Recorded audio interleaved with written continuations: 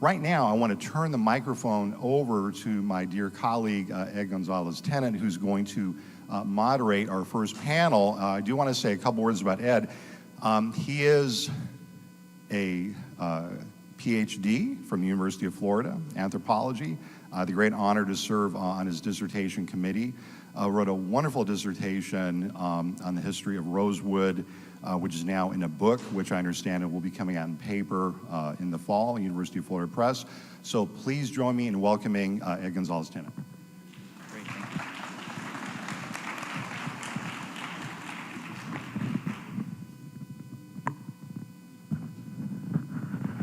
Okay, can everybody hear me? Good morning. So, yes, I'm Ed Gonzales Tennant. I'm a lecturer at the University of Central Florida. It's nice to be back in Gainesville. I'm here to introduce, really honestly, a remarkable group of people, right? I don't want to overemphasize or overstate this, but definitely important work nationally, and I think we'll see a lot of intersections between this work and other projects, but also other places. Obviously, as Paul said, I work with other folks, right, in Rosewood, Florida. So Ocoee is, of course, looking at its 100th anniversary in terms of this tragic event and doing something about it. This is going to be something that those of us who are gathered around Rosewood are going to be facing in another 4 years, right? So this is timely, but it's also, I think, the lessons that they'll be discussing are going to be, applicable in a real-world sense for a lot of people here in Florida, but really everywhere. So it's, like I said, it's my pleasure to introduce this group of people, so I'm just going to try to do this. I am not going to do justice in this introduction to the folks who are getting on stage. I'll just say that up front. These are remarkable people with remarkable lives and history, so I'm going to do my best to represent that in as short a period of time to give them plenty of time to talk about what they're here to talk about. So I'm going to first introduce, and I don't know if you guys want to come up as I introduce you, whatever is most awkward. But yes, so I'm going to start with, and I believe I'm just going in alphabetical order, right? There's no other order here. So Kathleen Crown. So a New Yorker who relocated to Central Florida to work in education. She has taught science and more recently served in administrative roles for numerous school districts in Central Florida. Kathleen is a community activist who has served voluntarily as the past chairperson of the Human Relations Diversity Board, the city of Ocoee. So if you're not familiar with this organization, you'll be learning a lot about it today. And a member of this board since 2014. Presently, she's serving as an usher at the Dr. Phillips Center for the Performing Arts in Orlando, Florida. And she has a doctoral degree from North Central University. So next I'd like to introduce Nicole T. Dawkins. And please correct me if I mispronounce anything, or don't, I mean, that's fine too. So is current chairwoman of the Human Relations Diversity Board. She's a professional support coordinator. Did I do that? No. Okay. Oh, I see. Yeah, okay. Phew. It's not me. Okay. She's a professional support coordinator and consumer-directed care consultant with the Agency for Persons with Disabilities. As a minority business owner in Ocoee, Dawkins has developed a love for her community, leading her to join the Human Relations and Diversity Board 6 years ago and serve in various leadership roles. Dawkins is a graduate of the University of Central Florida and has spent her professional years working with disenfranchised youth, individuals diagnosed with developmental disabilities, and their families. Okay, next I'd like to introduce Sandra Foster, who moved to Ocoee from Pine Hills in 2005. She serves as a health manager assisting expatriates with their health and wellness needs. Prior to working at Adventist University of Health Sciences as a nursing supervisor, geriatric care manager, and on-site case manager, she earned degrees in London and Middlesex, England, and a midwifery, I hope I pronounced that correctly, midwifery? I think midwifery, right? Okay. Doesn't matter. Good. As long as you know what I'm talking about. Certificate in rural Jamaica.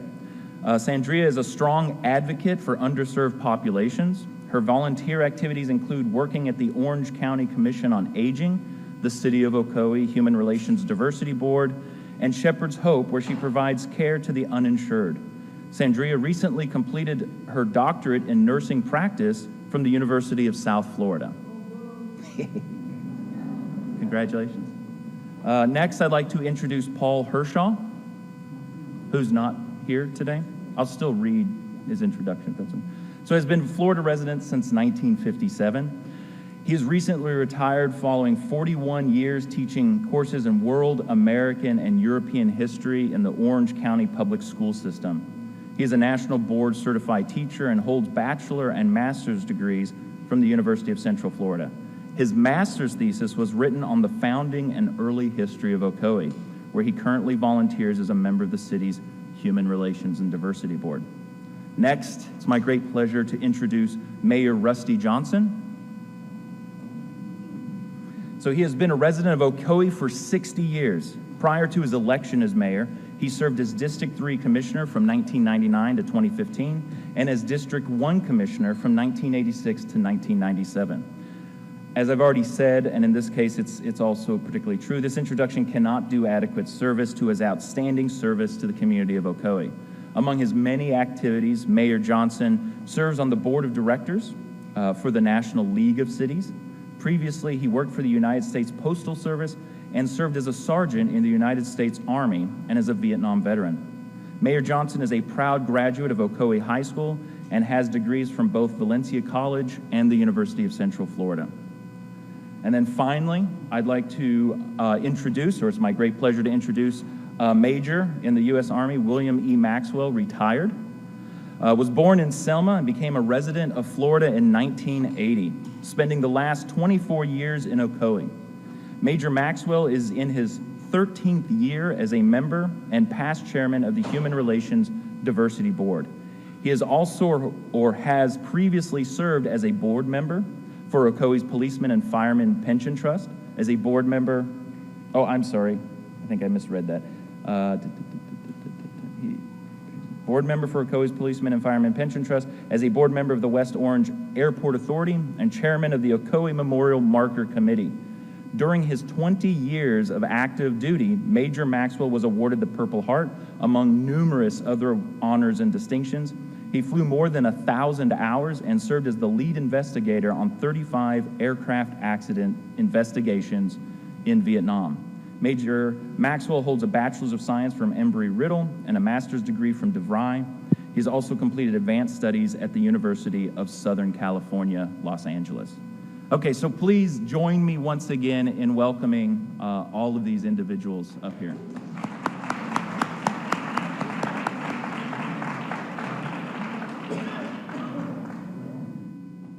And so I'll turn this over. And correct me if I'm wrong, but I believe there's basically a 6-part presentation that they'll be discussing things like the history of Ocoee, from its founding up to the present, but also plans for the future. So I'm going to go ahead and step aside now and let them do their thing.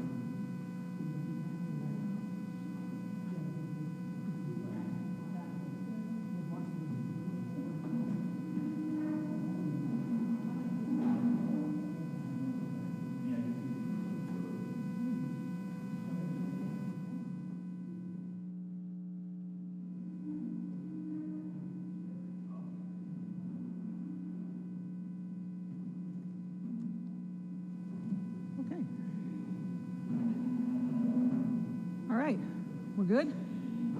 Welcome, everybody. I'm Dr. Kathleen Crown. I'm thrilled to be here. Let's learn about Ocoee. Mike. We're going to make this easier. Okay, there we go. Let's learn about Ocoee. Okay, prior to 1920, okay, in the 1850s, Dr. D.J. Stark led a group of malaria-stricken slaves, and he had malaria also, down to the area soon to be designated as Ocoee. They picked Ocoee because they found a spot where basically there were little mosquitoes, there was a nice breeze, and they weren't getting eaten alive. That's pretty much how that worked out. Town started to build, the area started to build, more people were moving in. Once we hit the Civil War, Confederate soldiers started to settle in the area, okay? Captain Sims, remember that name, platted the area and changed the name to Ocoee, okay? Then Ocoee now was the Cherokee word for apricot vine place. And if you see an Ocoee sign, that's a picture of an apricot vine. Little bit. Now, Bluford Sims, he was also one of the founding fathers. He began working with wild oranges to create a commercial citrus nursery. And this is important as we get into the 1920 part, okay? Citrus was what's driving the economy in the city of Ocoee. Florida Midland Railroad was also constructed in the 1880s, which spurred even further growth. So we're starting to grow. A lot of folks in Ocoee. Now, there were a lot of white folks, there were a lot of black folks in the city of Ocoee, okay? In 1920, we had a population of 802 people. There were 547 whites. There were 255 blacks. There were 80 black residences and 140 white residents. 99% of the people got along really well, blacks and whites in the city of Ocoee, before this, okay? Everybody worked together, everybody worshiped together pretty much, they hung out together. It was a pretty symbiotic relationship going on. What led up to the 1920 voting massacre? Republican Warren Harding was going against Democrat James Cox. What you have to remember was in 1920, the Republicans were more liberal than the Democrats. They were the conservatives. The first Democrat to actually be considered more liberal was FDR, okay? Everybody else, it was the Republicans. So, the problem right now was, at the time, we've got Woodrow Wilson as the Democratic current president, okay? Now, the public was really upset about the peace treaty from World War I, and they were also upset about the League of Nations unity. The current thought pattern was nationalism. Sound a little familiar sometimes? Just a little. Yep. So, nationalistic discontent. Orange County was historically Democratic, okay? It was the first year of female voting, okay? The folks in Orange County and in Florida in general weren't afraid of the white women voting, because the majority of white women they figured would vote like their white husbands. Who were they afraid of? Black women. Yep, because they figured that all black women were gonna have their own opinions. And that scared the heck out of these folks. So, now we get on to July Perry and Mose Norman. You're gonna hear a lot about their names, okay? July and Mose were both labor contractors in the citrus industry, okay? Very successful, had beautiful homes. Mose had just rebuilt his in 1920 because in 1919 he had a big fire. But he was successful enough to get a $1,500 mortgage to rebuild his house in 1990. So that was a pretty big deal. July Perry had a big house. Everybody who worked in the citrus fields went through July Perry. He got a cut on everything. He was the power broker, and his best friend was Mose. They ran everything citrus. That's how Ocoee ran, okay? And everything was going well. People would talk to Mose, they would talk to July, and they said, we need 25 people to pick our oranges. Okay, they would take care of it. It went well. Now, the KKK. The KKK had allegedly dissolved in 1871 due to changing conditions and martial law. So in other words, they took everything to their own hands, and everybody was pretty much doing their own thing, and they didn't feel the need for the KKK. But then all of a sudden, in 1920, things are starting to change. And the new Klan starts to revitalize itself. They call themselves Swamp Fire Number 3, and they're the savior of the oppressed people. Okay, so they revived themselves as an aggressive defense of 100% Americanism. Okay, back to the nationalism. Okay, now what had happened on the Saturday before the voting massacre? The KKK came down, and they had 2 silent marches. No one really knew at the time what was going on, but they were in full hooded regalia. They did a smaller march in Winter Garden, and Winter Garden is just west of the city of Ocoee, okay? And in Orlando, which is just east of the city of Ocoee, was a much bigger march, and that was on the Saturday night. And the paper the next morning said, we don't know why they're here, we don't know what they're doing, but we have an idea. Here we go. Okay, so on voting day, a bunch of black folks were able to vote in the morning, okay? But what had happened was at noontime, they changed the voting poll people. And so when the black folks showed up, like Mose Norman, to go vote, they said, nope, you can't vote. He's like, well, I voted in 1916, why can't I vote? I paid my poll tax. They said, well, we can't validate that because our notary republic is out fishing. Convenient. Okay, so allegedly, the folks saw that Most Norman had a shotgun in the back of his really fancy brand new car, which didn't have windows, it had curtains, it was really cool. There were some folks that were a little jealous of, he has this really fancy car, and they didn't. So allegedly, they got the gun out of Mr. Norman's car, whacked him in the head with it, and sent him off. He went to a friend of his who was a minister who patched him up, and then he went and hooked up with his best friend, July Perry, and they went over to see Judge Cheney. Now, Judge Cheney had been telling them all along that you can vote, you have the right to vote, you've always had the right to vote, go vote. So Judge Cheney wrote him a note. So they go there with the note. Well, nobody really cares about the note. So he still doesn't get to vote. And then word spreads out that, oh my gosh, what's going on in Ocoee? Holy cow. So there's a couple of hardware stores in the neighborhood, in the area. They all sell out of guns, okay? Because the folks that came down for the KKK parade are still there. That's part of it. And then we've got Burley Jones. Burley Jones was an older retired slave. Burley Jones pretty much was the instigator of the whole thing. He went up to some of the folks, the white folks that were in charge of everything in the town, and said, all the black folks are congregating at July Perry's house, and I think there's going to be an uprising. So that leads Colonel Sam Salisbury from World War I, one of the main power players in the city of Ocoee, to lead a contingency to July Perry's house. They called July Perry out, and he's like, nope, give me a minute. Let me get my coat on, let me get my hat on. And then the door opens, guess they see the gun. Everybody starts shooting back and forth. After the initial melee, 2 of the white folks had been killed, and Perry's wounded, his arm's just about blown off. The general consensus is that the white folks were killed by friendly fire. So they basically, it was such a melee, they just killed themselves. And then we had all the folks that, allegedly, July Perry's house had a trap door, so a lot of the folks escaped out. Where did they go? They went to their friends that had houses in the center of Ocoee where the white folks would hide them. So our first mayor had actually allegedly hidden 23 people in the basement of his house to keep them safe until the next morning. And then from a lot of the research I've done is they literally hid black people in the back of trucks, under citrus crates, under blankets, just to get them out of town because the melee that was going on, okay? Situation was then deemed beyond local control. Oh my gosh, what are we gonna do? They called Sheriff Frank Gordon. He's from Orange County Sheriff's Office, okay? He gets out on these big billboards in front of Orange County in Orlando and said, oh, we've got a riot in Ocoee. This is terrible. All hands on deck, we need everybody.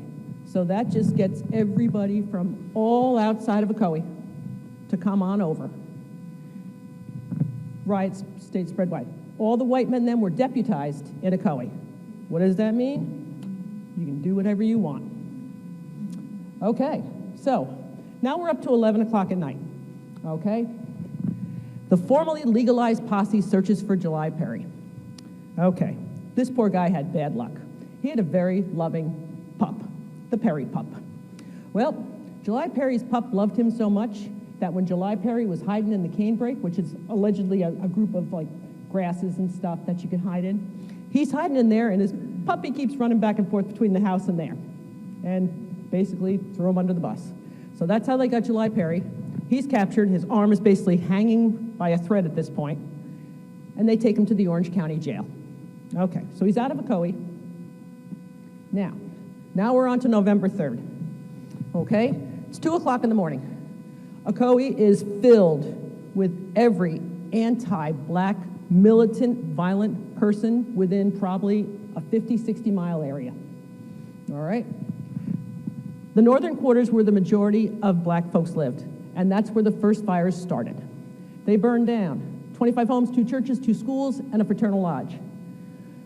As the houses were being built, okay, thank you. As the houses were being burnt down, an unknown number of people were shot trying to escape. Some people had burned to death in their homes. It was an absolute mess, okay? They didn't burn the white-owned properties. Then at 3:30, they get to the jail. They all break into the jail because they're deputies now. They drag July Perry out. They lynch him in front of Judge Cheney's house in a tree, and then they fill his body just full of bullets. He's just covered. And then the KKK sends a note to Judge Cheney saying, you ever do this again, you'll be hanging next.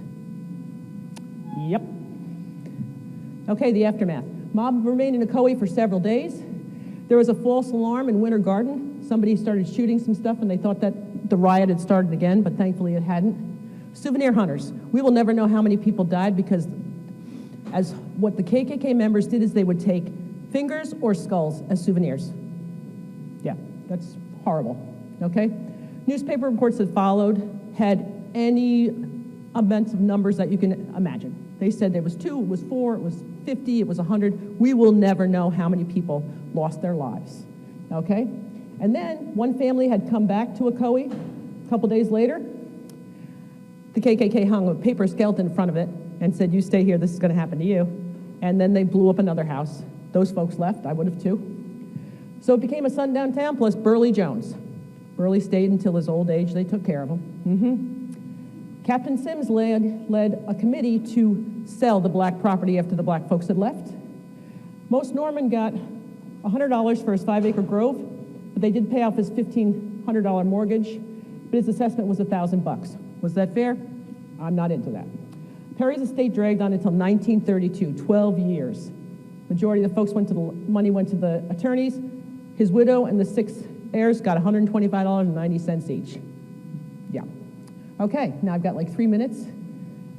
Ocoee during its formative years, phase 2, 23 to 89. Residents of Ocoee organized, created a municipal government, and then we have a mayor, aldermen, clerks, and a marshal. We're now the town of Ocoee. Fred McGuire, who hid those 23 folks in his house, was the first mayor. He resigned a few months later because he wanted to get the franchise for the lighting plant, and 2 other folks wanted to get the water franchise. PSC took over in 1939. Town of Ocoee then abolished their town municipal government to become the city of Ocoee in 1925. Growth. City of Ocoee continued to grow. The only difference was there were no people with dark skin. It was just white folks. It was a sundown town. And that went on until roughly 1980. There's a lot of research that says only white folks lived into Ocoee until 1981, but in the 80 census, there were actually 29 black people and 7,803 whites, okay? A lot of the black folks that came in were because of annexation, because the city of Ocoee was growing, but then we continued to grow from there. And I'm out of time. Thank you.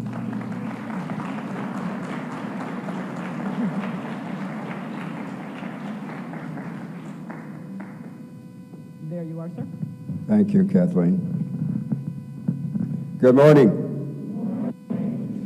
I probably will not be as brief and succinct as Dr. Crown has been, but I'll try my best not to bore you. You wonder why there are 2 of us? Well, technology has bypassed, and I need all the assistance I can get to get through this. 1989 to 2003 actually marks the time frame when the first organized effort was made to do anything about the conditions that existed in Ocoee. No relevant ordinances that were related to human relations or diversity existed at that time. That period covered a 14-year span of time, and 2 regimes in city administrations had taken place. Give me the next one. Just going to talk a moment about the people that are going to come in front of you. Yeah, we've all been introduced, but I have my own little quirks to make about each one of them. Mayor Rusty is our go-to guy. He has gotten on board with us. and is there to ensure that this project reaches fruition. Kathleen Crown, you've just heard her dynamic output. Nicole Dawkins is our current chairman, who is going to carry the weight of the prize to the end, and Dr. Sandra Foster is going to talk with us about diversity culture. Mr. Hershaw was unable to join us because of an illness. In October 2009, as chair of the Human Relations Diversity Board,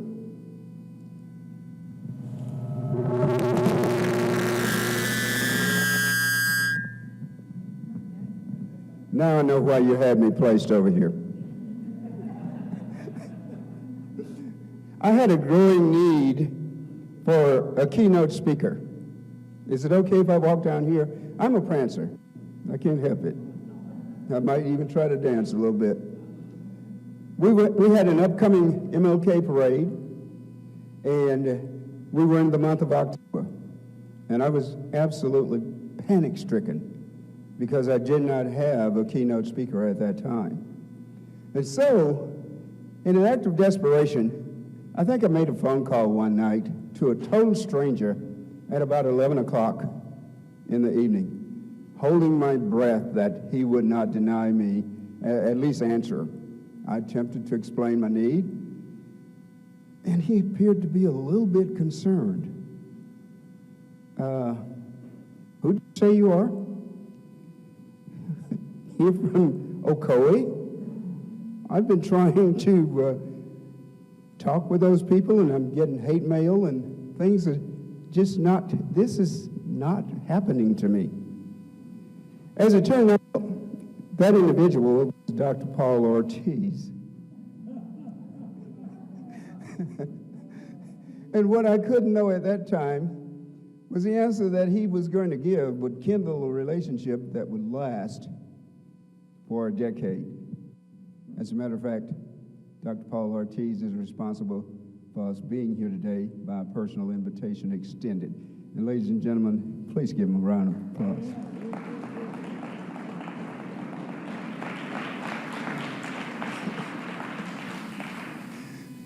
The 1920 census report, file voting precinct 10, listed the residents of the city of Ocoee by head of household, by name, by age, gender, and race. An example of a real family contained in that 1920 census report is that of my wife. Demetra and Maria Tommen had 4 children. They migrated to Central Florida via Saskatoon, Moose Jaw, and Saskatchewan from the Ukraine city of Horodinka. John Tommen, the father of my wife of 29 years, was age 3 at the time of the report, along with his other 3 siblings. That's how I know that the information that was contained in that report was very realistic information. A total of 16 mayors were elected in the city of Ocoee, spanning about a 98-year time frame, actually 96 years of history. But I consider that a period of avoidance because there were no discussions conducted at any time on the tragic atrocities that had taken place. So the question is then asked, when did an attitudinal change occur at the top? And my response to that, based on research, is that year was 1989 to 1982 when Lester Dabbs was elected to the position of commissioner.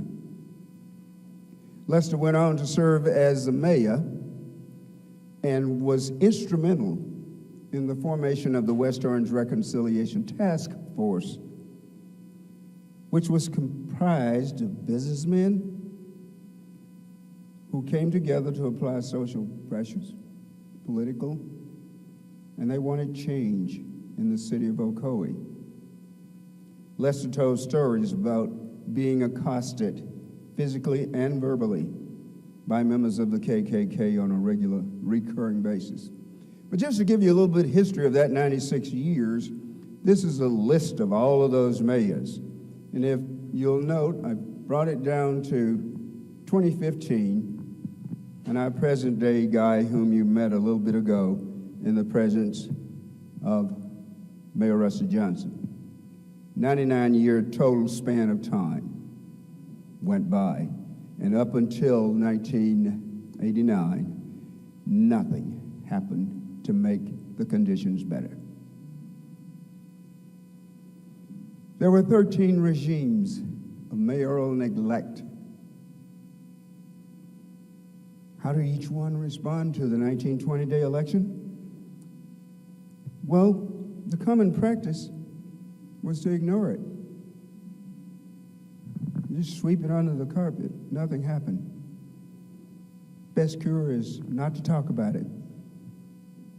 You know, put your head in the sand and pretend it's not raining. On 16 September 2003, 80 years after the fact, the city of Ocoee enacted Resolution 2021, which gave birth to the Human Relations Diversity Board, the first positive action in 80-plus years. There's going to be a lot more said about the Human Relations Diversity Board because a young lady who is assisting me technically will give you a full spill on that. The West Orange Reconciliation Task Force created a condition within the city of Ocoee that said it is time for change. You can change now or you can change later, but we're not going to go away because we want you to tell the story. We want you to honor the memory of those fallen African Americans. We want and believe that if you tell the story, this will heal the wounds. And in healing those wounds, this city can possibly move forward with economic enhancement and empowerment. So established in 1989, the organization was made up, as I said, of those businessmen. They believed in goodwill, and much of all the core values that were established by the West Orange Reconciliation Task Force were downloaded, uploaded, whatever your preference is, into what is today's present form, the Human Relations Diversity Board. The board gave, the city gave resolution, birth to that advisory board, and from that day forward, I could say safely, I almost want to walk over there, that the state of Florida has 423 municipalities. It's got 289 towns. I'm sorry, cities. It's got 89 towns, 12 villages. And in the research that we've done, none of those have adopted or employed the services of a Human Relations Diversity Board, except the city of Ocoee. Now, there are those who will challenge that, but it's spot on. Give it a look. We're here to answer questions, and all of those out there from one of those municipalities that have not yet delved into cultural diversity and human relations,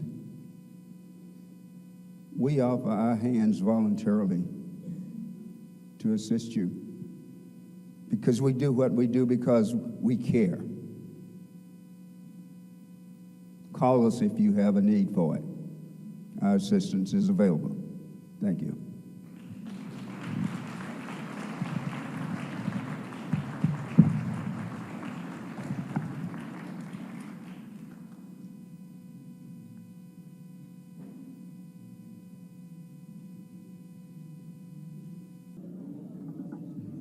Good morning, everyone.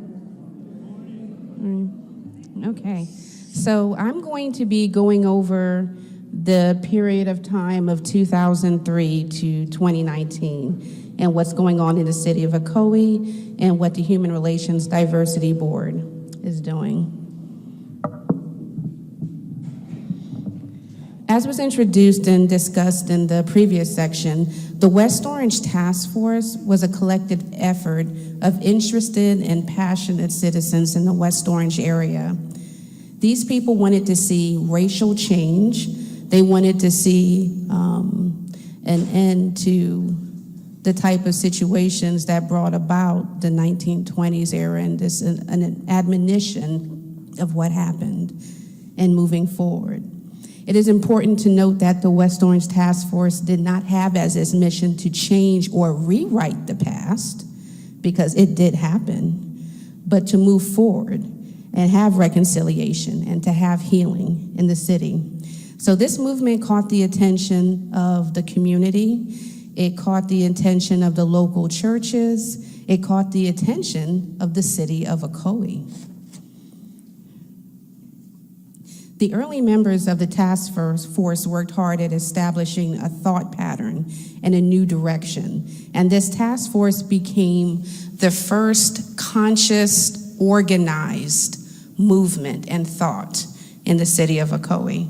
Each member in his or her own right brought essential aspects to the movement. For example, we had members like Reverend Brian Stamper, who was also a keynote speaker for us in our MLK Parade and celebration. We also had our past mayor, Lester Dabbs, was also a member of the West Orange Task Force and contributed much to its creation.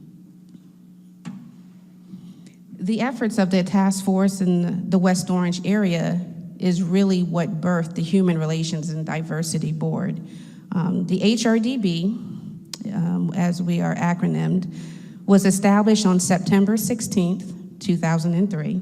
And it's important to note that although at that time it was created in the city, it didn't come without opposition. So as Major Maxwell had mentioned, past Mayor Lester Dabbs was accosted, often threatened and beaten by the KKK for this very board that you're seeing right here today. The resolution 2003-21 was really huge to us because it was the first time that we are now actually seeing in black and white words that we have wanted to hear for quite a bit of time in the city of Ocoee. It was history in the making, and I think out of that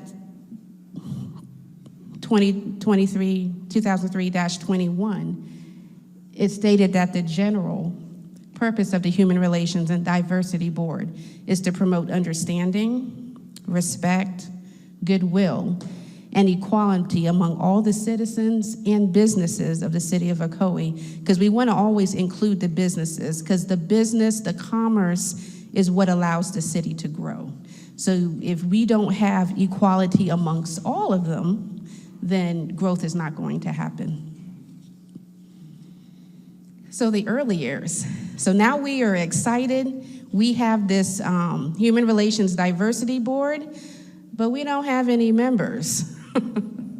And a lot of the early members were husband and wife teams, so if the wife left, guess who left? The husband left too, because they were probably told to be there anyway. And then we had a situation, I personally believe, that in this time during that turn of the century, we still have a bad reputation. So if you hear, the city of Ocoee has this Human Relations and Diversity Board, and it's all about equality. Why don't you come join? People are like, well, that's on downtown. I remember my mama told me. Nobody's joining that board. So it did take a little while, but in about a year and a half to 2 years, January 2005, we actually made quorum. Had 7 people. and we could vote, just like all the other advisory boards, and that forward movement starts. So when, people talk about just one doesn't matter, it does. We got to 7, and things started moving. The 7's a special number. You look it up. So the activities that the board started doing, we started with something called Fiesta de Colores. It was important to us because we didn't want to be just about Black equality. It was about everybody equality, okay? So with Fiesta, in 1968, the U.S. Congress had authorized, through President Lyndon B. Johnson, National Hispanic Month. So we had activities where people could come and there was music and food and dancing, and you actually saw the community coming out. And it was not just white, it wasn't just Black, it was Hispanic, it was Asian, it was everybody having a good time. Something started happening in the city of Ocoee. It was almost like a family reunion. We started hanging out really well with each other. Then we had educational opportunities through the board, and we still do this, and this is very near and dear to my heart, the Black History Essay Contest. So the HRDB annually comes up with a theme. We give it to the local 5th graders, and these themes are normally very general themes because they're open-ended, and we want to see what they want to say to us as adults. And the things that came out of our children, there were times when we left in tears reading those essays, just about what they were like bullying. There was ones about unfair treatment of women in sports. People talked about global warming. They talked about police brutality.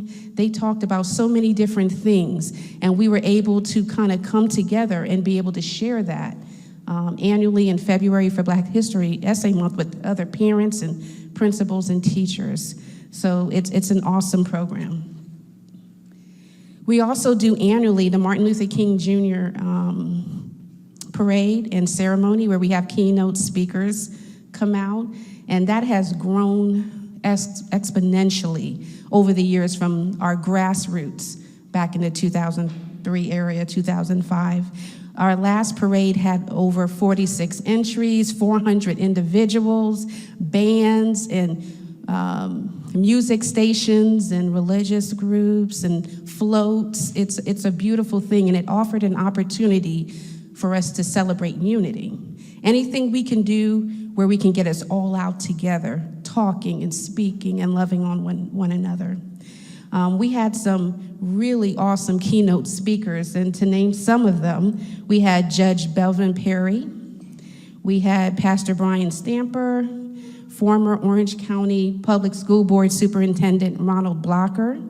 We've had music artist Cassandra Lewis from The Voice. We had Ocoee City Commissioner George Oliver III, who is our first Black commissioner. And we also had Dr. Paul Ortiz. So great speakers. Another educational opportunity we've had is to be able to do our diversity art contest, and that's us reaching out to the high school and giving them information about diversity and how they would like to show it through art.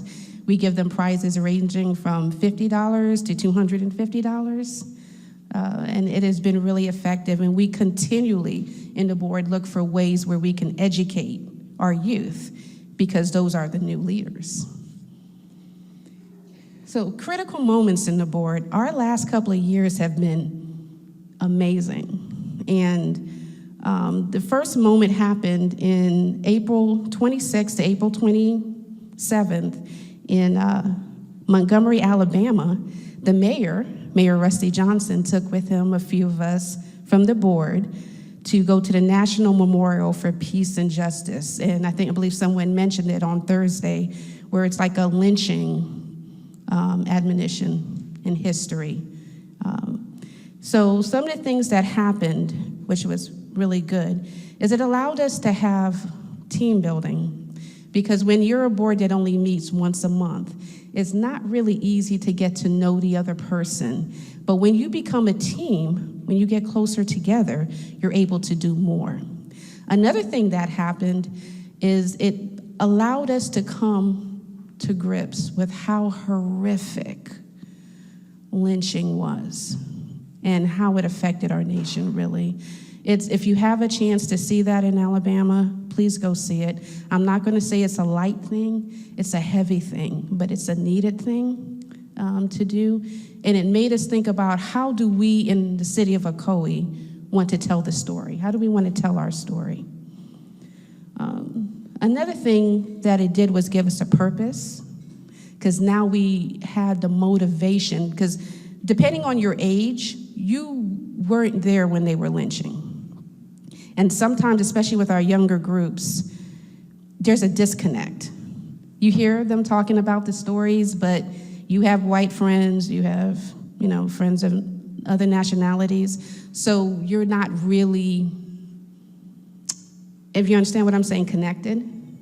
So having opportunities where we are telling the stories and we are sharing and telling them about what happened in 1920s, it helps us to all connect and move forward.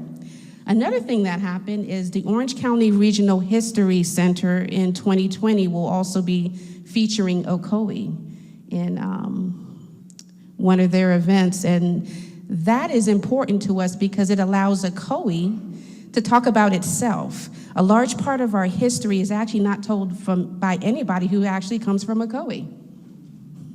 They're people on the outside telling a story, which is okay, but if you weren't living it, if you're not living the everyday of Ocoee, there's some things that you may not understand or see. The only thing you'll remember or know is what somebody told you happened, 10 years ago or 100 years ago. Or you're not aware of what we're currently doing. So it is important for us to be able to tell you that things are being done in Ocoee. There's a forward movement in Ocoee.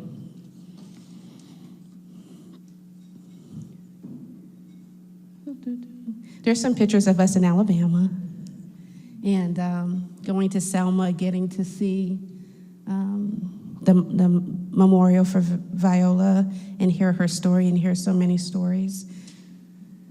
And to sum it up, of current day Ocoee, where we are right now, it's a place like a family where we don't always agree. We don't sound the same. We sometimes bicker together. We quarrel with each other. We cry with each other, but we also laugh with each other. And the difference of Ocoee now is that we have the same purpose now. We don't agree on how to get there all the time, but we have the same purpose, and it's a beautiful thing. And that proclamation, we made a proclamation, it's my last thing, November 2018 was our first huge step towards reconciliation. And this is the ending part of the proclamation here. And I'm not going to read it out to you, but it has some beautiful words in there. And our call from Ocoee that we wanted to be known, that we are no longer a sundown city. Come check us out, because we are a sunrise city. We do have harmony, we do have justice, and no, we're not perfect, nowhere is. But it's not the same. Thank you.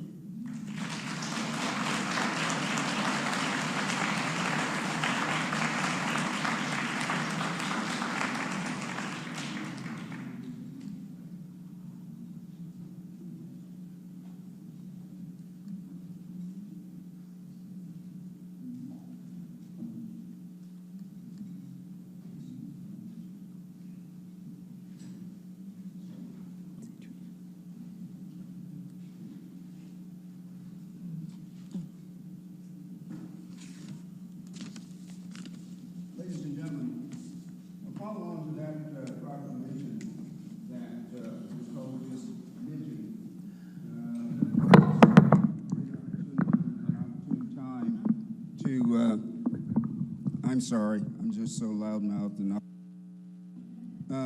we thought this would be an opportune time to pay some recognition to the people who are responsible for us being here.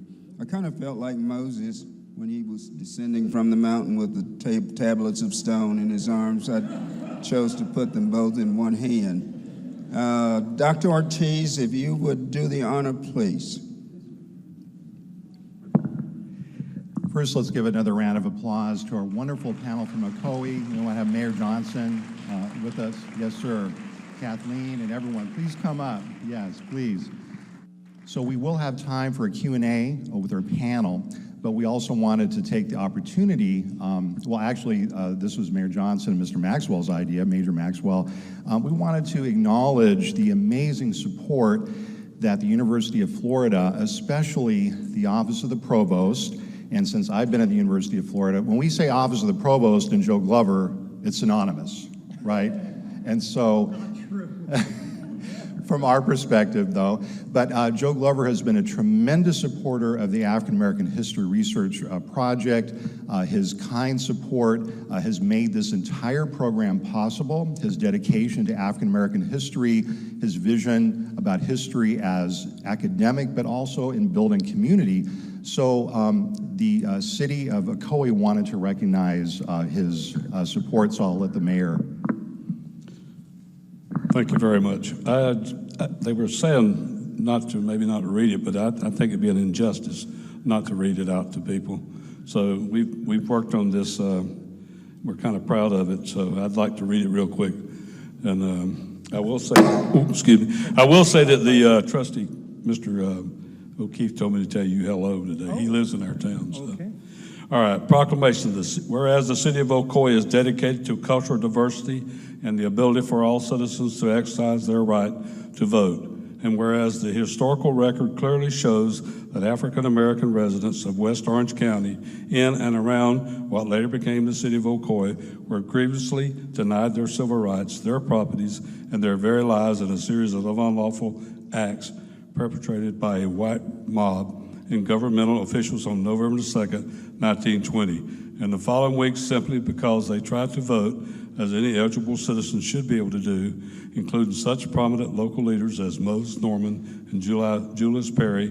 And whereas this historical record also reveals that no African American persons resided in the city of Ocoee for the following 60 years, leading to the area being referred to as a sundown city.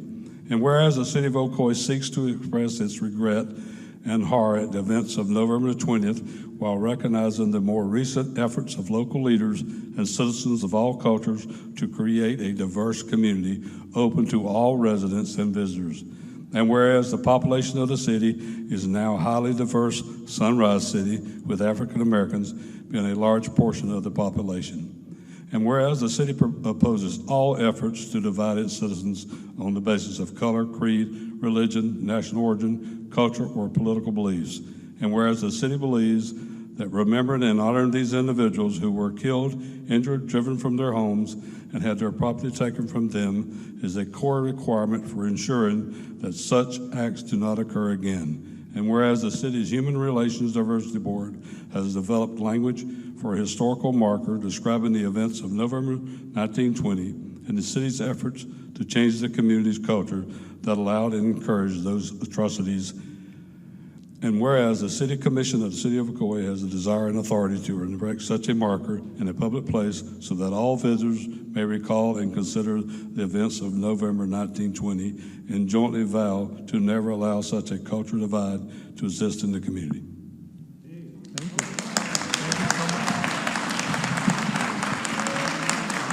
Yep. We also brought along another one for Mr. Ortiz, and I remember meeting you at our parade with Lester Dabbs. I think Lester was back then alive, and so and there's a lot of memories with Mr. Dabbs, so appreciate it very much. And one for the museum. And one for the museum. Thank you, sir. Thank you very much. Appreciate you letting us be here.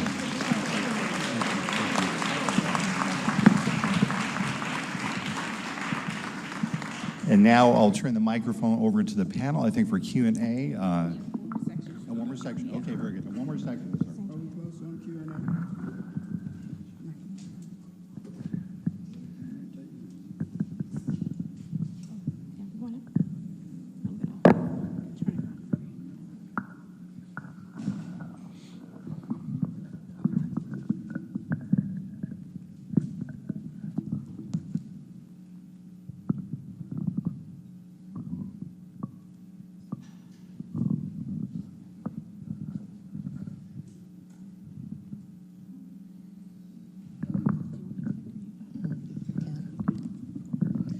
So, good morning, Gainesville. I am so excited to be here. This has been like warm water poured over my soul. I love this. I love this. And so I'm Sandra. I was previously introduced. I'm a nurse practitioner, prepared at the doctorate level at the University of South Florida. My first choice, of course, would be UF, but here we are. So I'm going to talk. I have 5 minutes, so I need to talk fast. I'm going to talk about cultural diversity, which is a universal principle. And that's what we're trying to develop, definitely in Ocoee. But I have to tell you a 1-minute story of my experience in Ocoee. So we moved to Ocoee in 2005 with our 2 small children who are now young adults. And my children were registered in school, and one day my daughter came home and I was going through her homework paper and I saw where she had a word problem, a word math problem, and it said that then candidate Barack Obama was an orangutan.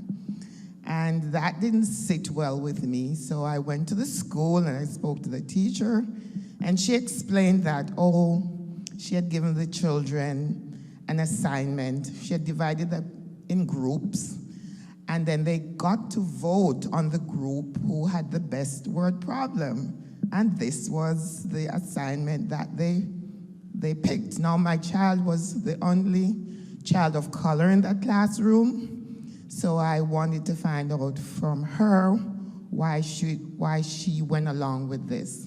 And she apologized, and I was able to discuss with her the importance of cultural sensitivity. And so I left that in that classroom.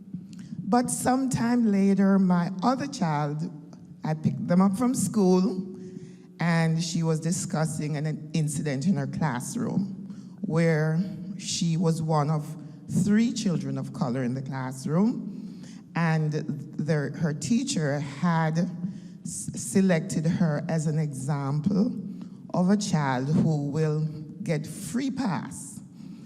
In the education system, she could get free pass into a university, become a doctor, and whereas her other classmates who were white would have to work to get to that level.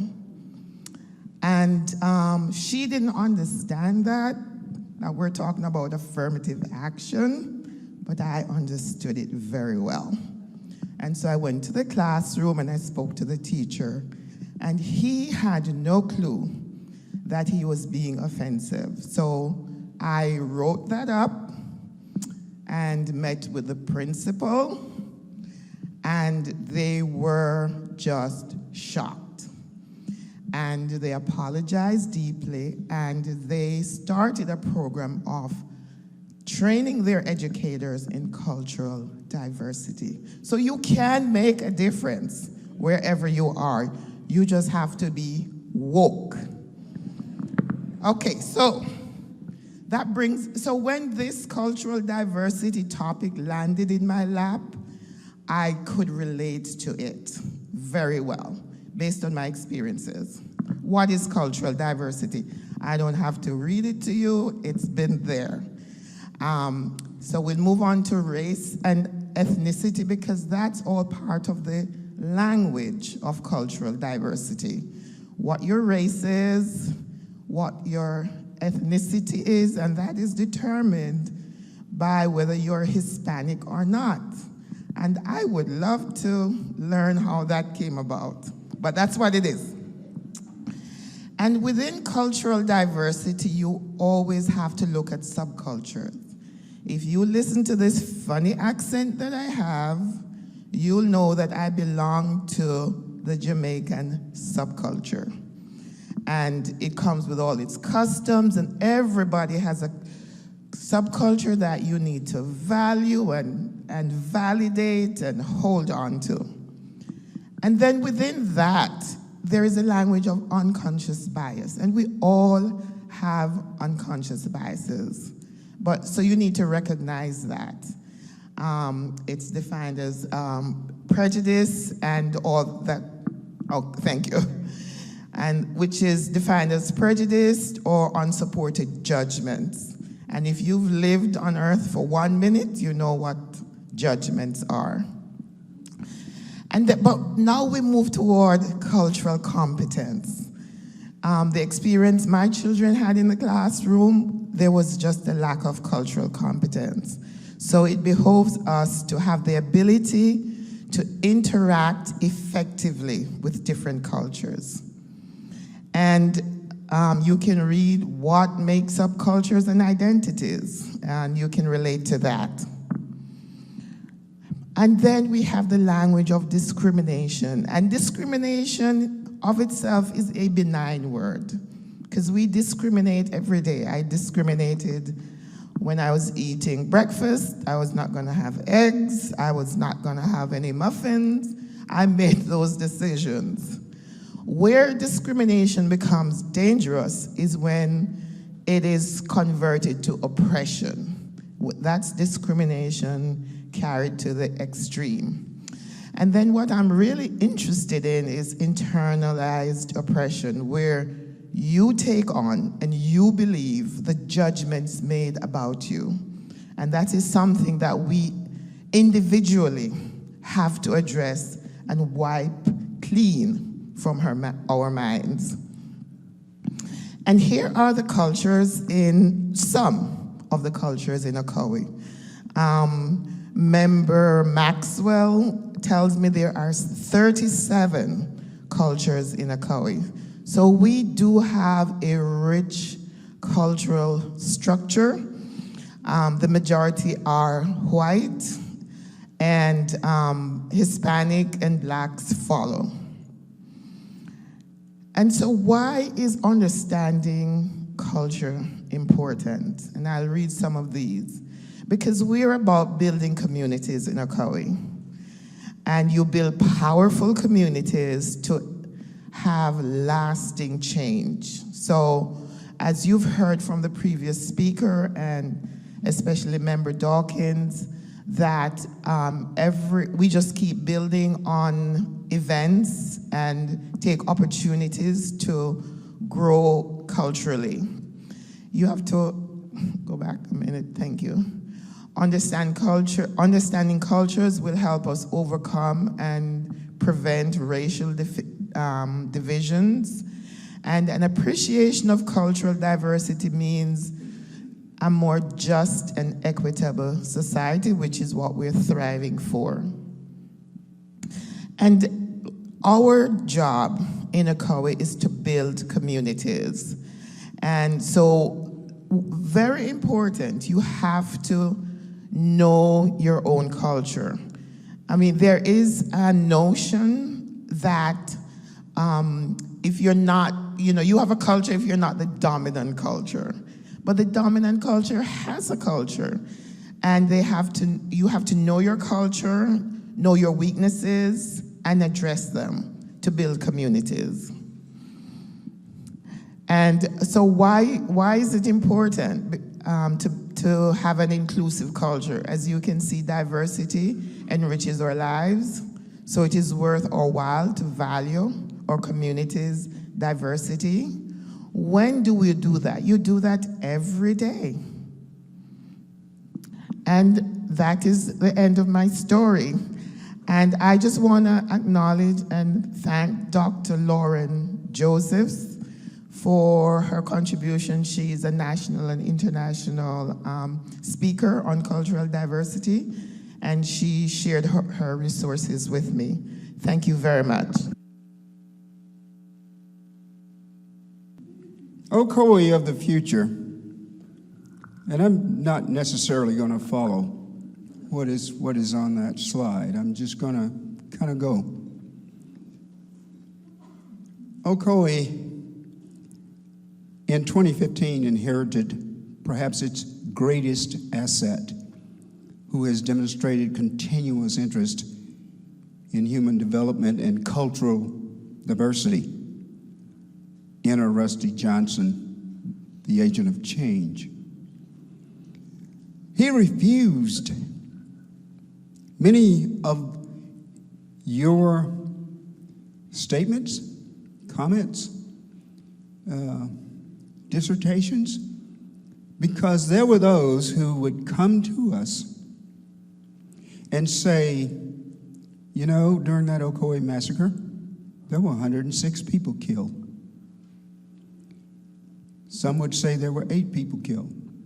Someone said 32 people were killed. Bottom line, there was a lot of controversy surrounding a non-quantifiable event because of the circumstances under which it occurred. And so this man decided that I'm going to find the truth. I want you to understand that I'm speaking from my heart. I want truth. If anything is going to be erected in my city that is going to stand eternally and for ages to tell a story of such a tragic event, it has to be, it must be predicated on truth. And so, go ahead to the next one, Nicole. He took to the road, go back to that one, in search of that truth. After being convinced about the negativity, I can tell you that there were organizations that went out and took filmed documentaries and used that throughout our community to perpetrate negativity about what had happened in Ocoee. We can't change the past. You can't unring the bell. But you certainly don't have to wallow in it and crawl in it and lie there and pretend that you're enjoying it when you're totally miserable. Let's find the truth. We all visited Montgomery with him, as has been previously mentioned. I don't even want to look at me in that picture. Go on. We became a cohesive team. We went through, and all of you know this, norming, storming, forming, performing. We believe it's time now to perform. And that's why, and what led us to put ourselves together and change the complexion of Ocoee in terms of attitude. There are a couple of behaviorists in the audience, I'm sure, and you'll admit and agree to the fact that the most difficult change to effect is a behavioral change. We've always done it that way. I don't want change. He personally drove us approximately 110 miles round trip, and I got to tell you a little bit of comedy here. Going back home, we had this thing we call a BAT. Don't ask me to explain that, but it was a big old truck, and I got to ride in the back, all the way from Montgomery, all the way to Selma, around the points of interest in Selma. And this man became so engaged that he stopped and took the time inside behind these walls that you're looking at. There is a history of Bloody Sunday, 7 March 1965, on the Edmund Pettus Bridge, a bridge that I grew up and walked across as a boy, rode my mule across it, when allowed to, and had a good time and thought everything was just fine. There it is, there we are. Next one. We stopped on the east side of the bridge. We acknowledged the leaders and those people who led the way and made it possible for us to exercise that right of voting. John Lewis, whom we are trying, incidentally, to come to Ocoee on in November of 2020 as our keynote speaker. He's from, that's my hometown. He's an Alabama boy too, even though he is now the congressman of the 5th District of Georgia. We stopped along the way and recognized and paid homage to the memorial of Ms. Louise. I think I said that right. Because we thought we could get some ideas there, from there, in terms of how to erect the memorials in Ocoee. That was a major attitudinal change. And those attitudinal changes took place when we decided that it's time to have some prominent changes in the city government. 2 black commissioners. There's a time going on right now where we planning to install a memorial on the 1st of November, 2020. We invite every one of you that can and will. We assure you that this is not that horrible place that it has been described as to come and visit. I can assure you that. Within less than a year's time since the unanimous attitudinal change of heart of our leaders, we've managed to elect 2 African Americans. But we want to ensure that the future culture and the future community, our children, understand how we got to where we are. Downtown capital investments programs that are going on represent physical and visible change. You know, I gotta say this. It doesn't matter how much money is spent to change the complexion. It would be very easy for the media to come along and say, well, you guys have taken $44 million of taxpayer dollars to try and cover up what you did 98 years ago to all those poor black folks. You can hear it right now on CNN. If we didn't exercise that attitudinal change, get wisdom and get knowledge, but in all thy getting, get understanding. Okay?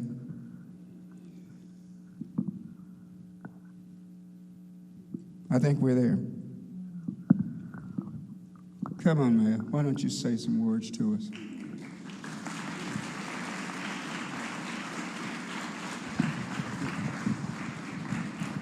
Thank you, Bill. Major Bill. I don't have to salute him anymore. I was just a sergeant. Bill, just real quick, Bill was an infantryman and then went in and got his helicopter, was a helicopter. If anybody was in Vietnam in the time period that we were, it was a big man when you were flying them helicopters around. I appreciated seeing them. Just one quick thing I wanted to say, a word that Martin Luther King said, injustice anywhere is a threat to justice everywhere, which is true. You have to sometimes go back and look at the history. I won't take a lot of your time. I'm not a big public speaker. I've been in office 33 years and fixed to be in 4 more, but I don't particularly like to give speeches. I'd rather do stuff and participate. First of all, I want to thank the 2 young ladies from our hometown for being here. I've known those young ladies pretty much all my life. Gail was behind me in school, I think, and Myra was ahead of me. Not telling you age, Myra. They wrote a great book. If you've seen their book over here, they wrote a great book, and we appreciate that, representing us and telling things for the city. I do take offense sometimes to people saying things about our city. It's my home. My wife was born and raised in Ocoee. Her father graduated from the University of Florida. Go Gators. We live there in that town with 5 children and 11 grandchildren. And I'm blessed to have 4 children live there and 8 of my grandchildren. Because I want it to be a place where it's love, that you can come there and feel the love and raise your family. And that's what has happened. But I want to tell you real quick about Lester Dabbs, and Lester doesn't get enough recognition. Lester Dabbs was a young man from Arkansas that came to Ocoee in the 60s. He taught civics at our high school, and I was in his class. It changed my life. I grew up in South Carolina on a farm where I worked and played every day with the black people that worked on our farm, and it was no different to me than being in their house or my house. But Lester Dabbs came to a town that had a lot of hate back in the 60s and 50s, and it hadn't changed. But Lester Dabbs fought the adversity and kept at it till we got to where we were supposed to be. Everybody that you can see that Lester touched from the time in school, and Gail can tell you this, till the days till he died, he was always preaching to you about the civil rights, and he was a man of honor, and he did that, and I appreciate it. And when I got out of high school and went on and got married and ended up divorced and good old Army drafted me, I come back home and went to college, and I wanted to get involved, and Lester wasn't elected. Lester tried to get elected in our city, and the hate there was so bad, like they said that he couldn't get elected. So when I first got elected, first thing they did, another guy got off, and they were going to appoint this old boy that was friends of all the other ones. They were going to appoint him as the commissioner. And I says, nope, I'm not going to do that, and I'm brand new. And I said, if you do it, I'm going to go out in the public and tell everybody, you sticking this guy in office that nobody wanted. The citizens didn't want him. So I got him to appoint Lester Dabbs as the city commissioner. And that started changing things in our city. Lester worked to get the diversity board. Lester, Bill Maxwell, and now these young ladies that have come aboard, and they're doing their job to help us get our city. And believe me, it's a love place to be. And I heard a gentleman here the other day say, a horrible place to live. Well, that's not true. Not because I live there, not because my wife was born and raised there, but it is a loving place that if you live there, and people tell me that when they come there, and Nicole will tell you, they want to stay there. They want to be there. It's a great place to raise your family and raise your children. We do a lot of stuff for our children and the seniors. So I just wanted to say that I appreciate the chance that I had to go, and I was kind of scared about doing this because I'm an old southern white boy that, you know, grew up in a town that you didn't want to say too much about things, but one of the first things that really got into me was John Kennedy. I used to love to watch John Kennedy talk. And Lester Dabbs and moving me towards the right way of my thinking. My mother and father, blessed their hearts, good Southern Baptists, so they were always in the kind and never said a bad word about anybody, so I knew better and had respect. But we are in an area where we have 46,000 people there, and we are diverse. We are probably more diverse than any other city anywhere around our area. I don't even know if it's in the state. We are a diverse community. We get a lot of bad rep, but things happen in the past. We're going to we can't change the past, but we're going to move forward in the future, and we're going to do what's right. And as long as I'm around, that's what I'm going to do. I'm a forceful person sometimes, and people get a little aggravated at me, but I'm going to tell you the truth, and I'm going to try to do what's right. So we're going to treat everybody the same, and it's going to be that way, and we're moving forward. My kids, my grandkids, your grandkids, you live nowadays in an area where you're together, and you do things, so that's what it's got to be. I go to my son's house when he has a little league team there, blacks, whites, Spanish kids, everybody. They're all there together playing, and that's what it ought to be. But the other thing that Martin Luther King said was, I have decided to stick with love. Hate is too great a burden to bear. And that says it all. You hate will ruin your life. Honest to God, it will. It ruin your life. So and they were talking about the new commissioners. We had a new gentleman last year, Commissioner Oliver, a black gentleman, got on board. We just had another election. I got in for 4 more years. Thank goodness, nobody run against me. So 4 more years, and we have another black gentleman got on. I do not sit as a mayor and look at either one of them as black or white. I look at them as a person representing the city of Ocoee. Their job is to sit there and look after our citizens. No matter what color you are there to do your job to represent people of the city of Ocoee. And I know that's what they're going to do. So I just wanted to take the time to thank you for letting us be up here. I kind of got into this, and now I want to get off the diversity board. I don't know if they're going to try to put somebody else on there or not, but I don't want to get off. I want to stay on it to see this thing through to the end. But I want to thank you. Like I said, I'm not a big public speaker, but I just wanted to get up for a minute and tell you that there's love with these people here, that I spent some time driving all of them around Alabama with Bill sitting in the back, trying to direct me. But if you hadn't been to Montgomery, Alabama, and if anybody wants, you should take time to go to Montgomery, Alabama, and look at the memorial there that they've got. It is a heart-ripping place to look at, but it'll make you feel better when you leave to know what's happened now and what didn't happen that should have happened back then. Once again, I just want to say thank you and appreciate it very much.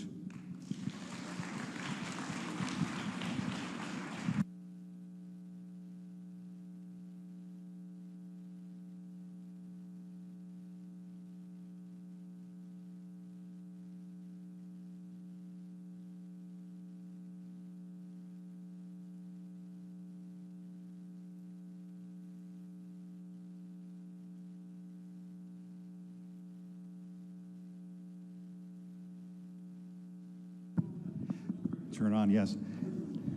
It's like my father says, just because you have a PhD doesn't mean you're stupid.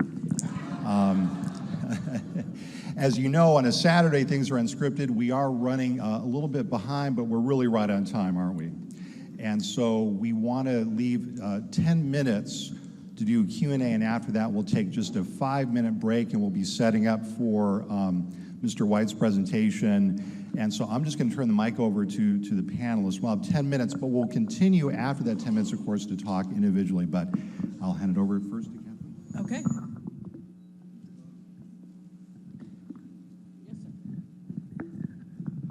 Thank you for being here.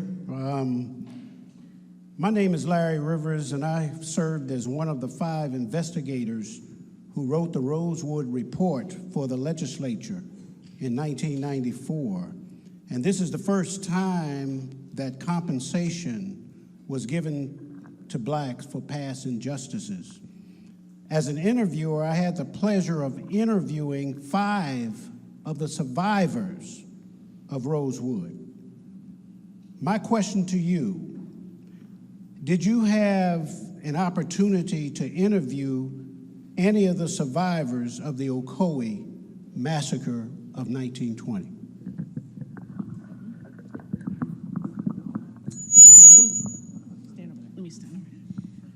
So I had the opportunity at an event to meet a woman by the name of Gladys Bell. Gladys Bell is, her father is July Perry's uncle, okay? So that was her, I guess, what, granduncle? And she wrote a book, I believe it's called Through the Eyes of My Father, because her father made sure to pass down the stories and pass down the histories. And we met at a restaurant and had the opportunity to interview. And after listening to Thursdays, I was like, man, I'm such a bad interviewer. I didn't know there was a skill to it. But because there's a lot more questions I would have liked to ask. But she gave such a beautiful story about what her dad went through. He was the one where if something went wrong, they were going to give him the signal, and he was to take all his sisters and brothers, and they were supposed to run. If something went down on election day, because there was, the Klan was in town, you grabbed them, they already had their bags packed, and they're supposed to go through the woods in the field at the time and make it to a house in Apopka, okay? So she talked about how the situation was before, and that's when I realized that it was really interesting that I assumed that it was always bad in Ocoee, just from day one. You have slavery, you have that nobody got along, because it makes sense. But she told a slightly different story, that July Perry at the time was, he pretty much hired just about everybody in the area. He was the big man in town, and he was the money man in town. And people were okay with that until election time came, which it was a power struggle.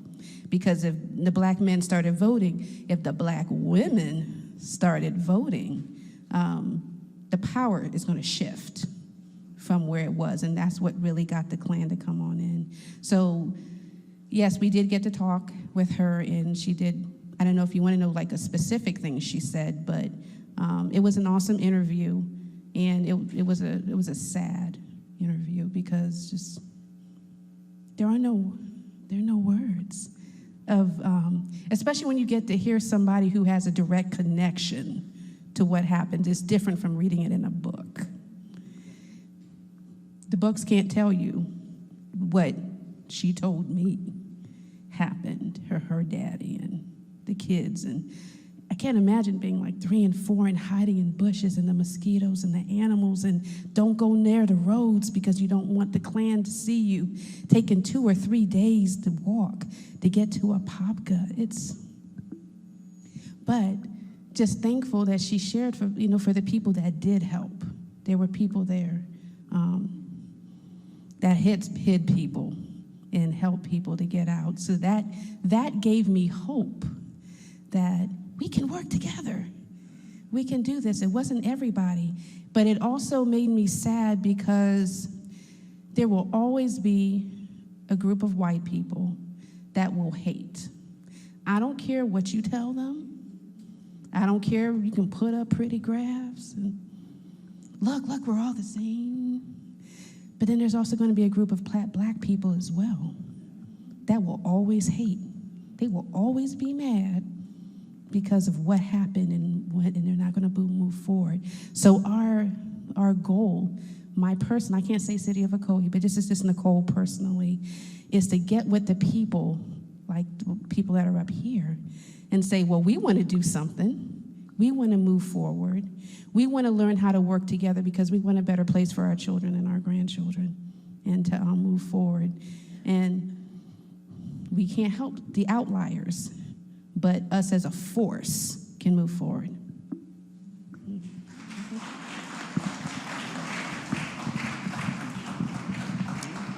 Well, thank you very much to all of you for the work that you're doing. My name is Tamika Hobbs. I'm an associate professor of history at Valdosta State University, but I also write about lynching violence, racial violence in Florida. So the story of Ocoee is very familiar to me and very important.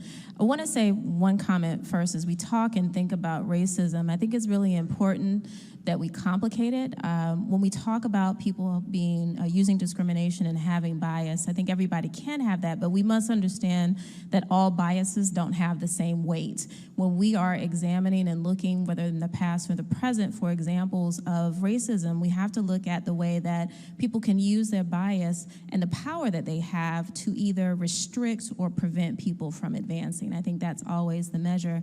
When I think about Ocoee, one of the really important things I think that echoes out from that story to the present is the importance of protecting voting rights.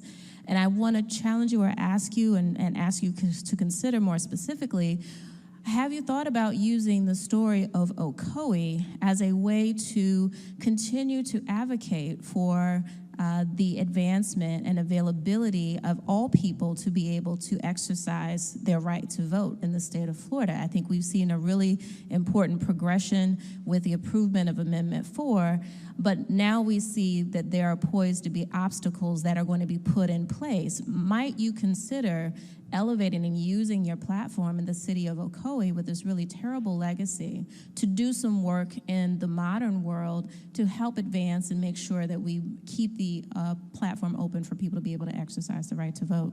Doctor, thank you for your question. Dr.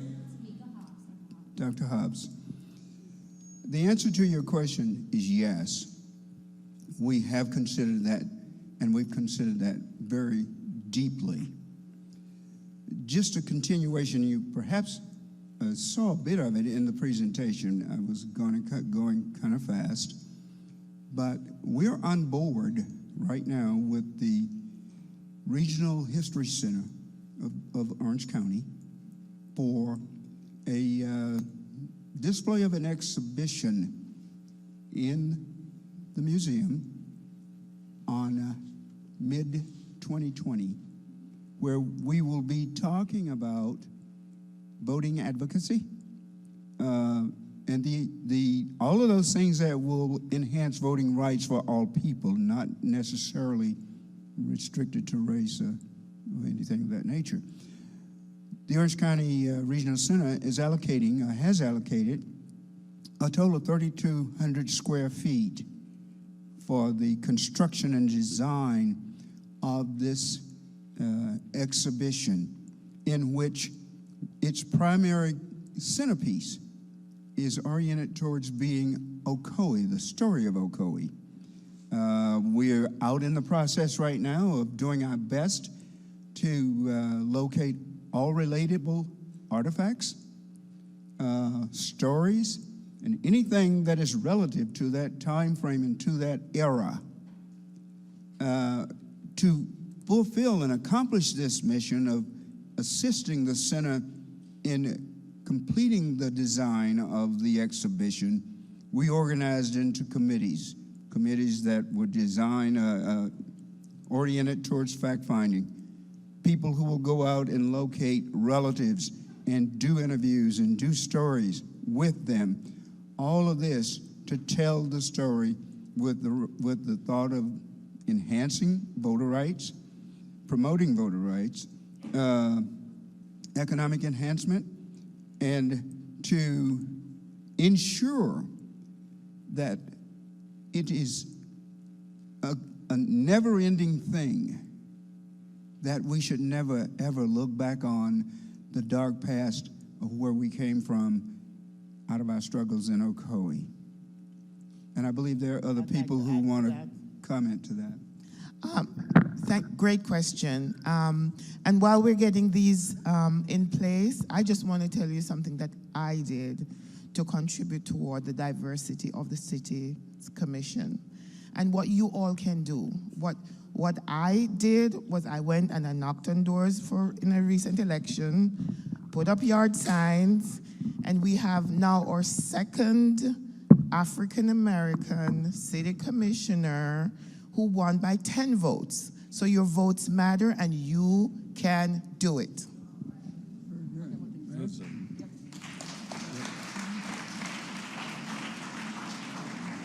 And I'm going to add one thing. My great something aunt was Susan B. Anthony. B stands for Brownell, my sister and my mother's middle name. And when I hear of women not voting, I want to hit them upside the head and say, I personally have a relative that went through hell so that you could vote. Get off your butt, drive to that polling place, and cast your vote, because you could be one of 10 people that make a difference. I'll talk to you about the voting process. The voting process, I've dealt with it for 33 years. It's a shame that you have, say in our city we have 46,000 people, we have 30,000 registered voters. In our election they just had, that was in this past one, less than 600 people, 598 or 599 voted total, which is a shame. But what can you do? I mean, when I run for office, I knock every door. I run citywide. When I run, I knock on doors. I've done it for 33 years. My wife does it. My children do it. My grandchildren do it. But it is a process that people have to want to vote. Why would you not want to vote? I don't care who you are and what you are. And we put everything out. Our supervisor's elections in Orange County is one of the better gentlemen in the state to put out information. If you ever read about them, it's one of the updated best supervisor elections. What else can you do? You can tell them. We have our own TV show. We tell them when the elections are.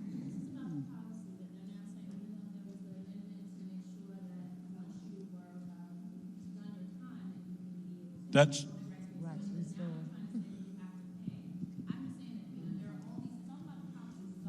oh. Well, everybody should have the right to vote. When you get old enough to vote, first thing I did the day I got old enough to vote, I voted. I mean, it's their responsibility to go do that. I know, but listen, you're in our town. Everybody can register. You can do it by mail. You can do it by whatever you want to do. But we put it on there all the time. We tell them ahead of time about the elections and when it is. And anybody, whether you've been in jail now, that you can vote, it should be.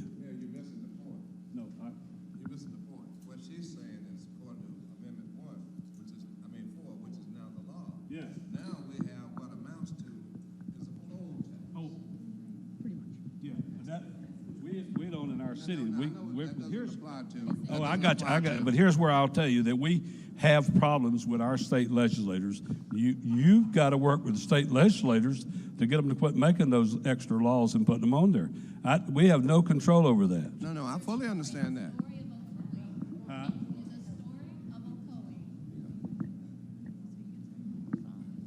What I'm saying to you is that you have the work that you're doing is great locally, but I'm saying that you possibly, as an advocate, in taking the story of what happened in 1920 to the rest of the state, have an opportunity to advocate to make sure that all of these additional barriers are not put in place that we continue to hold up the legacy of making sure that everyone who wants to vote has access to the vote. I mean, it was a major turning point to have this legislation. The people of the state of Florida have spoken, but now we're at risk to have yet another layer of, restrictions put in place that are going to, roll back that. I think that, again, this is an opportunity for history to do the work, and it's a bit of a stretch for you, but if we're going to make real and tangible the lessons of Ocoee, that we should not do this, that this terrible thing happened because Black people tried to vote, that you must stand as advocates always, in my mind, of making sure that voting rights are protected and expanded in the state of Florida.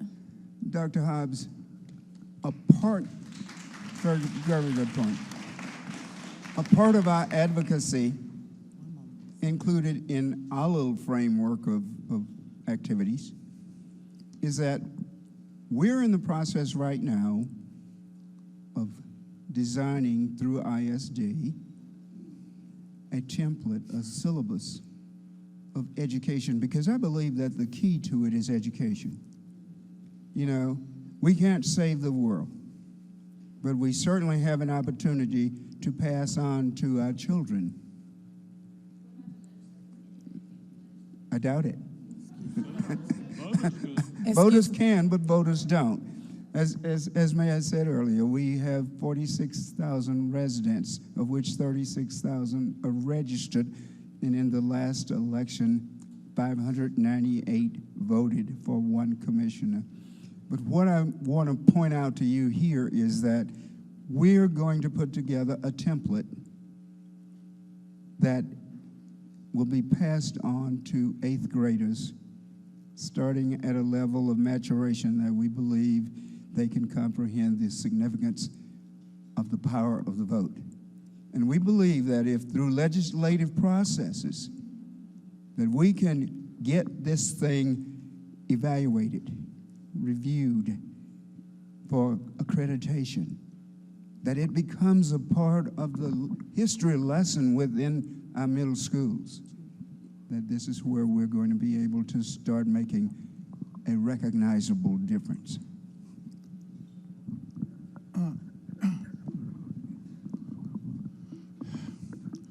This has been a great program. You passed this sheet around for us to write our final comments. I would like to ask, do we have any Cherokees here today? Is an Ocoee a Cherokee name? Okay. And Dr. Rivers is here. Do we have any Seminoles here today? No Seminoles? No Seminoles? No Cherokees? We need to understand we have a cultural, psychological problem. This young man by the name of Dylan Roof, who killed all those black members of the official board of the AME Church there in South Carolina, his attorney tried to present as a defense delude trauma,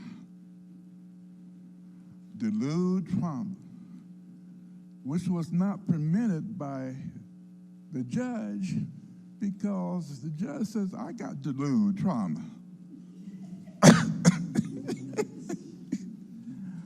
We have a psychological,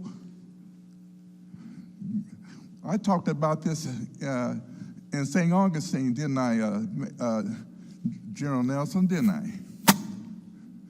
We have a neurology problem ever since the Black Plague, in the 15th century, that has messed up our brains. And rather than thinking that we can cure it with civil rights, we need to be able to learn how to cope with this thing. And y'all passed that sheet out for me to, turn in. But we need to recognize that this is not a simple problem of human relations or civil rights. We need to learn how to cope with our mental illness. Thank you.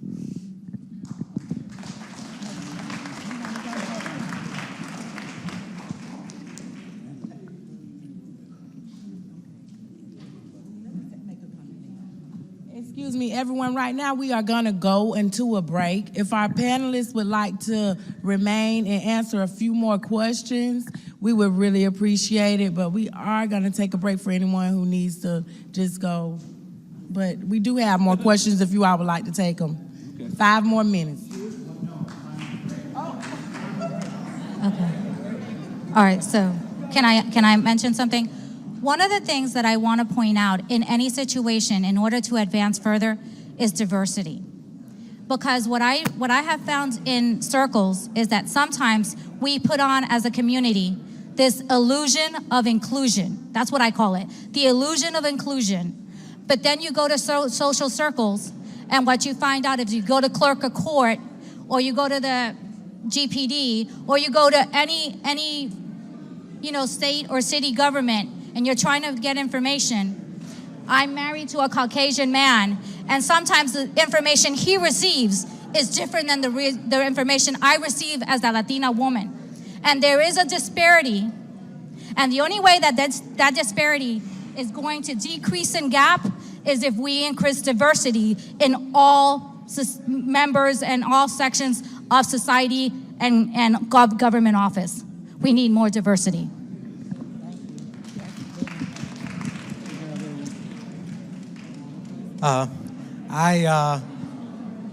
Every third Sunday at the museum across the street, I do a thing called Missing Pieces, because as the nurse said, and nurses rule, we have this, in our program we called it learned helplessness. So I think that learning history is how we defeat that conditioning that we are helpless.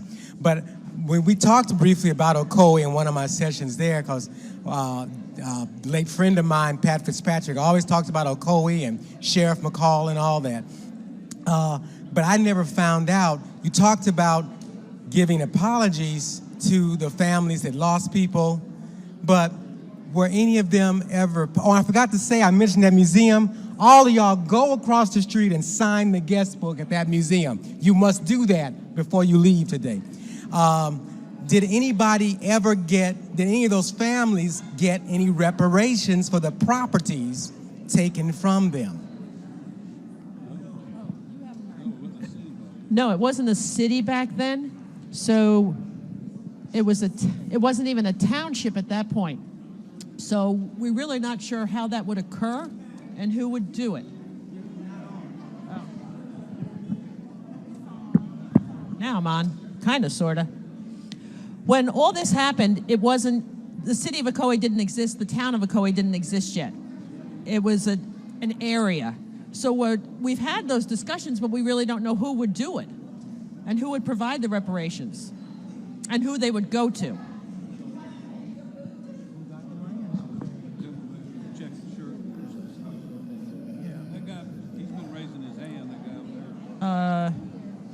All right. Hey, did you want to say something, sir? No, I'm on, please. I'm going to be very quick. John Nelson from Monticello. I've lived in Orlando. I moved to Orlando in 1977, assigned there by the State Fire Marshal's office, and became in 1979 the regional supervisor for the 33 counties. Of all of the time, I live by the phobia, you don't go to Ocoee. I want to come to Ocoee. Please do. Yes, because all of those years, I just did a musical performance. I am a professional musician and a professional speaker. I just did in February, a musical performance in Orlando. I passed by Ocoee on Highway 50, but I had never been there. I want to come to Ocoee. If it's a Sunday afternoon, you stop by. Sunday afternoon is fine. I did a performance on February the 17th, my birthday on a Sunday in Orlando. I can come to Ocoee. Thank you. Awesome.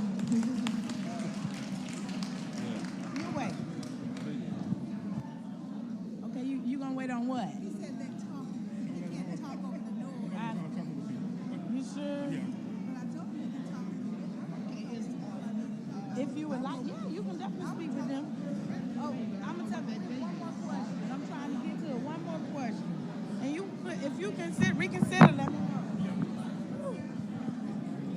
Here you go.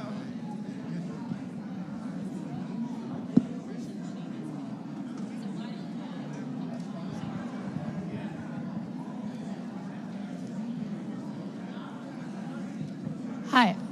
Okay, over here.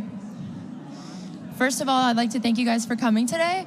But I have a quick question in regards to, I believe it was Major Maxwell that said this, but talking about the board and about like how in Ocoee there's all this accountability, but in other cities in Florida, the other municipalities, there are no groups for diversity or human resources or anything being created. So as someone with connections to like Tampa city government, who could I possibly speak to like start some sort of organization like this?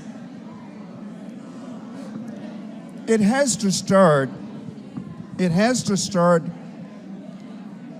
with the city head. The city has the power vested through the Constitution of the state of Florida to create resolutions, to create boards, to do functions. The board may be authoritative, or the board may be advisory, as is in our case, the advisory commission. I would suggest contacting your representative in your area. You live in Tampa, and put it in writing to him. Tell him of your concern, that you want to see this type of situation take place. It only takes one to get it started. Write him a letter, express to him your concern that you have not seen anything searching the city website that allows you, Citizen Mary Jane, to get involved in community activities, and ask him to present it at a commission meeting. Be there to reinforce it. So like a city commissioner or Yes. the mayor? Okay. Yes. Okay. Awesome. Absolutely. Great. Thank you. Because the mayor is just one vote. He has to do what the majority says. He doesn't have to agree, but he has to do what the majority says. Awesome. Thank you. Yes, ma'am. Good question. Oh, yes, ma'am. Yeah. I think you guys are doing a great job. I do have a little different situation in my community. I live in St. Augustine, which is a community where everybody wants to come. It's a beautiful tourist place. It's a great place of history. But it's also a place of great racial tensions that a lot of people don't know about, right below the surface. So I worked with EJI, bought a monument to St. Augustine, to St. Johns County. Our monument was actually lynched. It was taken away by people who didn't like the terminology that was on there. So we've started conversations about diversity, but we have white supremacists that show up at our meetings. And my question to you is, you talk about the number of KKK that was in that area. Have they all just gone away, moved away, died away? The majority of them died away.